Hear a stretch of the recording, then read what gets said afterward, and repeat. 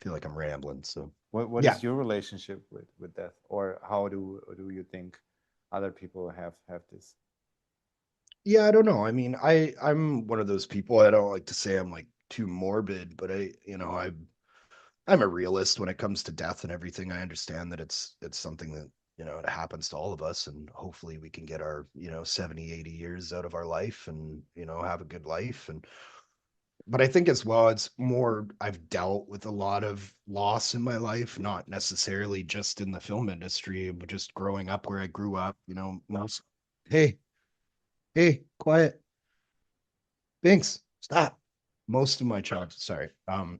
Like most of my childhood friends, not childhood, I should say, but most of my like, friends from my teens, they're dead, like, from overdoses and so on and so forth. And, um, you know, dealt with a lot of loss in my family as far as like my dad's side of the family. So, yeah, it's one of those things where you learn to deal with it, I guess. And yeah, I don't know. I mean, I've been fortunate enough that, again, nothing super crazy or bad has happened in my life. Like I said, people pass, and that it is what it is. But yeah, I mean, I've always kind of looked at it as it, that way, where it's a part of life, and hopefully, the Sandman doesn't come too soon for anybody. But yeah, and maybe it's, on a psychological level, maybe I'm more used to loss because of that idea of those flash relationships. It's like, in theory, you get to know someone so close, and then you leave, and then that relationship more or less dies. So it's like, you know or I shouldn't say dies, like, but it ends. So it's interesting, because it's almost like when you lose somebody, when somebody passes away, all you really have to look back on is, your memories and time spent with them, right? So it's kind of the same as filming. Like you meet all these people and you become such close friends, and then, like I said, that relationship basically ends as soon as the movie ends.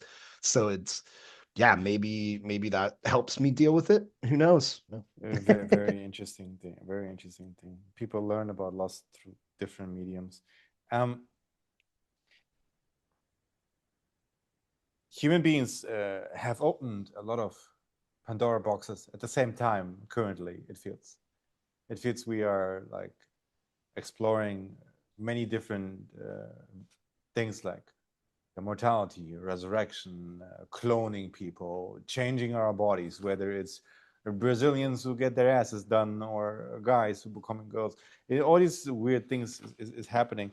What do you make of the speed at which we are currently moving forward? And are you worried in regards to this to some degree? Because it almost feels like we're in a Yeah. movie right now, also where you're like, Yeah, I mean, yeah, it's entertaining to say the least. But yeah, no, I don't know. I mean, that's the thing. Like, again, I'm one of those people that when I look at, well, I guess the big topics in the world right now, like, hey, quiet, like the global warming side of things and everything. I think, sadly, I would think that we as human beings are probably going to be, the death of ourselves. And it's probably going to be our technology or whatever. I'm not going to go as crazy as to say we're going to the Skynet realm yet, but, with AI and everything that's coming out, it's, you know, we'll see. We'll see what happens. I think, what wasn't Putin and Jinping or whatever saying that they can live till like 180 now or something. So who knows? But I believe for sure in like the 1% side of things, right? Where sadly, you know, I think with AI, with everything, the whole like immortality is kind of within our reach, to a certain degree. I think that we're not very far off from, obviously we've kind of talked about this in prior conversations, but I don't think we're that far off of doing the whole, bringing someone's conscious to life through AI and through everything else. So, you know, I think immortality, quote unquote, as a you know, an idea or you know, whatever the heck I'm trying to say. I think it's within our reach pretty quick here, but it's just going to be dependent upon who has access to that. I one of the TV shows recently that I watched that I fell in love with that is super interesting as far as like the reality behind the fantasy, which is it's called The Expanse. It's like a sci-fi TV series. And for me, looking to the future, it makes the most sense as far as like, you know, it's not like Star Trek. It's not like, you know, these kind of things where there's aliens all over the place. Instead, it's basically, you know, Earth is run by the United Nations. So Earth is just like the UN. And then Mars is like the separatists. So the people who didn't want to deal with the UN left and went to Mars, and they all live under like biodomes and don't get to go outside because they're terraforming Mars. And then everything in between is like the slums, which is the belt. And so like, you know, the people on Earth, they are like the 1% who live in their dream world, and then Mars is like the angry, you know, separatists who want the better life for themselves, and then the belters are like, you know, they're born in zero gravity, so they can't even go down to Earth because gravity will like destroy them, you know. So it's like, but and the only religion around are the Mormons, and they're like building their ship to New Eden, you know. And I'm like, well, there you go. I'm like, the day that we actually find aliens, every other religion goes to shit other than the Mormons. I'm like, they got it right, man. So it was just again like for a sci-fi fantasy show, it's like, man, I could see the world going that route, you know.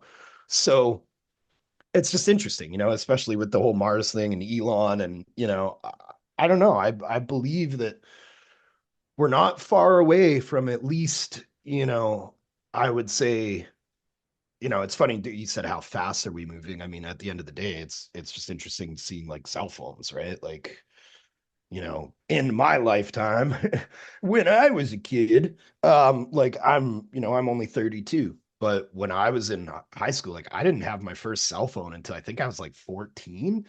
That's not a thing anymore, you know. It's like that was only 15, 16 years ago. And now like you're not seeing like a 6-month-old baby without a tablet in their hand, you know. So it's like, especially when you go to certain countries like China and everything, you know, like kids have cell phones at 1 or 2 years old, right? So it's crazy, you know. We're definitely, you know, I think that our innovation and the way that our technology is progressing is that exactly that like we're gonna have to get very serious about, you know, yeah, too much progress, you know.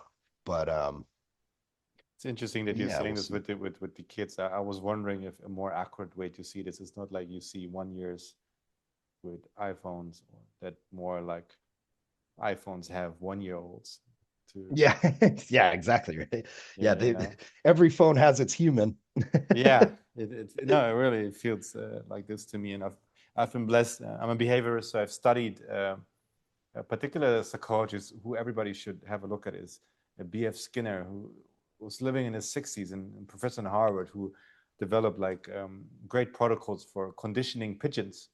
And one of the things that I Right. always was very fascinated by was he had these Skinner boxes where there was a pigeon in a box, and there was like food behind a lever, and he would train this pigeon based on when food would come out, and he at the end could teach these pigeons to run rocket systems. And I was like so interested that it's like these things have great power over us just by conditioning alone of when they reward us with something and when not. So that might be Yeah. something monitor. Anyway, um, if you could resurrect like three people from history for Cameron Bright's personal board of advisors, how would you use and who would they be? Like Saddam, Osama. No. You No, too. You too. no. I don't know, man. I mean, yeah, I don't know. It's who knows. It's funny. I don't. I think actually, I think one of the people that is fascinating to me now when I look back is Churchill. I mean, I Yeah. think that he was just kind of, again, it was like, you know, you like it's interesting because it all comes based out of the time, I feel like, right? Like, it's kind of like the, uh what is it?